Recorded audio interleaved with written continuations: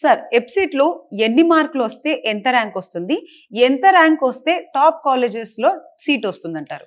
ఈ వెబ్సైట్ లో ఎన్ని మార్కులు వస్తే ఎంత ర్యాంక్ వస్తుంది అనేది ప్రతి సంవత్సరం మారుతూ ఉంటుంది. మ్మ్. 160 మార్కులకి గత సంవత్సరాన్ని కనుక మనం చూసుకుంటే 67 మార్కులకి ఎబో వచ్చిన విద్యార్థికి 10,000 లోపు ర్యాంక్ వచ్చింది. మ్మ్. సో 10,000 లోపు ర్యాంక్ అంటే అతనికి టాప్ కాలేజీలో సీట్ వస్తుంది. సో 160కి 67 నుంచి 75 మధ్యలో మార్కులు కనుక తెచ్చుకోగలిగితే ఓకే.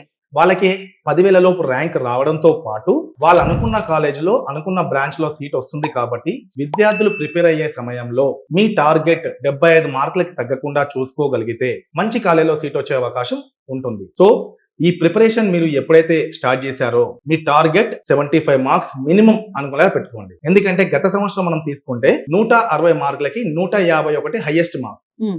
ఈ సంవత్సరం పేపర్ అలానే వస్తుందా, అంతకంటే ఈజీ వస్తుందా, టఫ్ వస్తుందా మనం ఏం చెప్పలేము. బట్ ఏది ఏమైనా కూడా 75 మార్కుల కంటే ఎక్కువ వచ్చినప్పుడు మాత్రమే మీకు 10,000 లోపు ర్యాంక్ వచ్చే అవకాశం ఉంది. Okay. కాబట్టి మీ ప్రిపరేషన్ 75 మార్కులు వచ్చేలా చూసుకోవాలి. Okay sir.